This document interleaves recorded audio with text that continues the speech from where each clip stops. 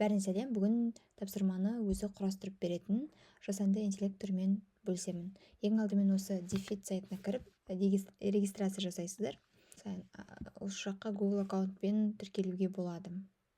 Одан соң жоғары жақта тілді ауыстырып алуға болады. Бізге қазақ тілі, сыныпты таңдаймыз. Мысалы, 8-ші сынып, тақырыпты жазамыз. Генерация жасап, бірер минут күтеміз. Дайын болған соң, бізге осындай парақ ашылады. Бұл жақта мәтін берілген, суреті және соған қатысты сөздігі, тапсырмасы, жазбаша тапсырмалар берілген. Немесе өзіңіз астынан тағы да осындай тапсырмалар үлгісін қоса аласыздар. Осы дайын болған тапсырманы біз PDF форматында сақтап аламыз.